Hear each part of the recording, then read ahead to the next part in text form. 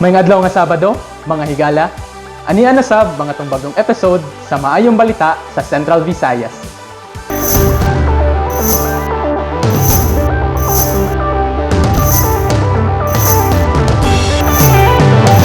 Longboarding Competition ug Summer Music Festival 2023 nagpabibo sa lungsod sa Enrique Villanueva, Siquijor.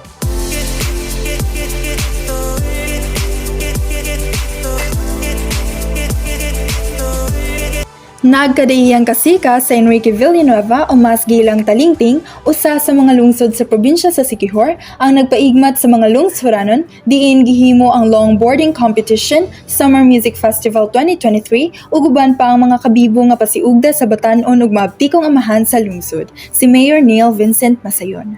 Ang Visayas Longboarding Triology Reunion Siquijor, usa ka internasyonal nga competition nga gilangkuban sa mga gatusan ka internasyonal ug lokal na mga eksperto.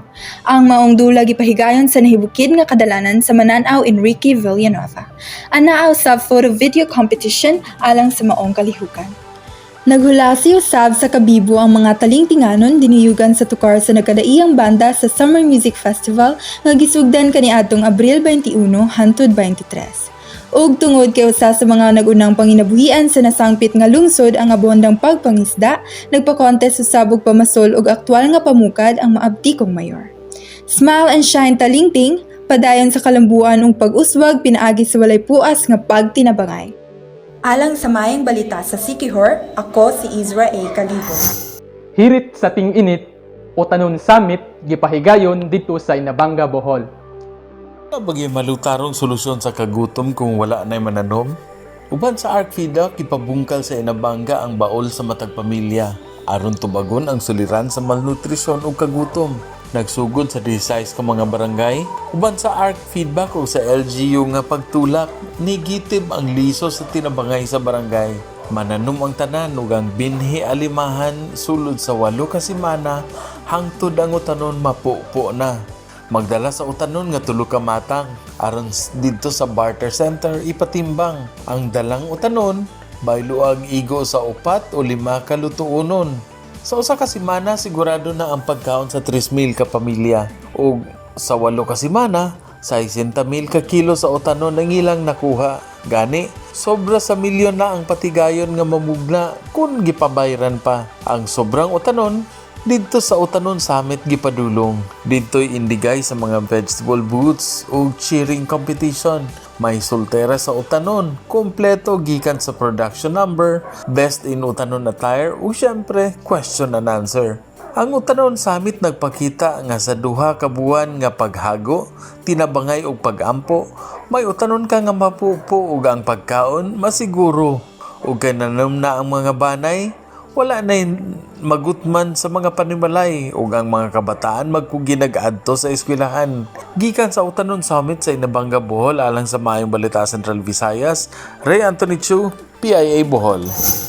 Labor Day Job Fair sa Cebu magtanyag og libuang bakanting nga mga trabaho. Ang Department of Labor and Employment Region 7 mopahigayon og Labor Day Job Fair karong Mayo 1 subay sa pag-obserbar sa Labor Day karong tuiga. Kini usa sa duha ka simultaneous job fair nga ipahigayon kundiin ang laing job fair ipahigayon dito sa Negros Oriental.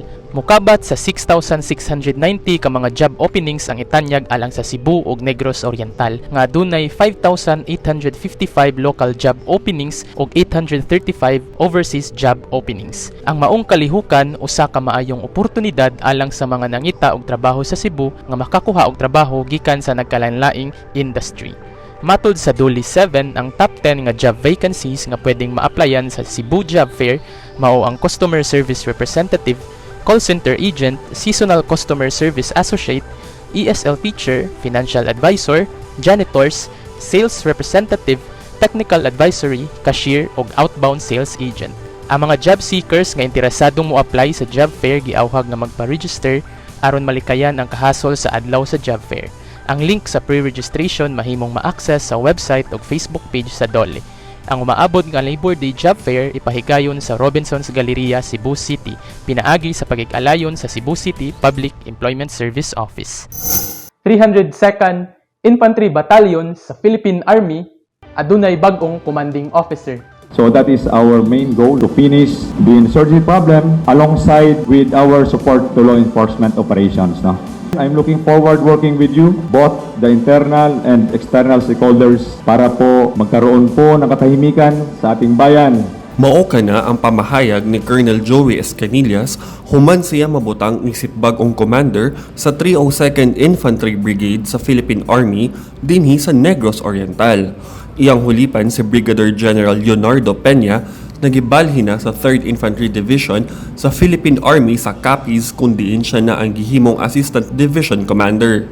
Gipanguluhan ni Major General Marion Sison ang change of command ceremony sa Camp Leon Quila, Tanay City kaniadtong ika-24 sa Abril. To all the Achiever troopers, I urge you to extend your support to your new commander.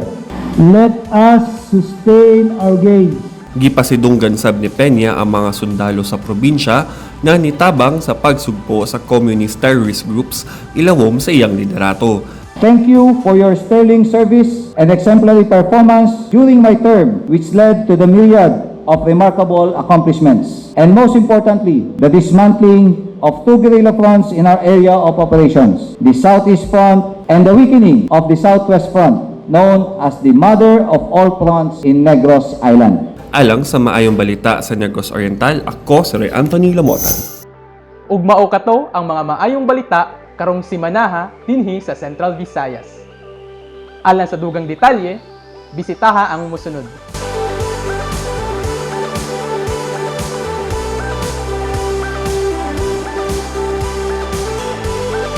Ako si Rob Cabardo o mag-uban na punta sunod simana.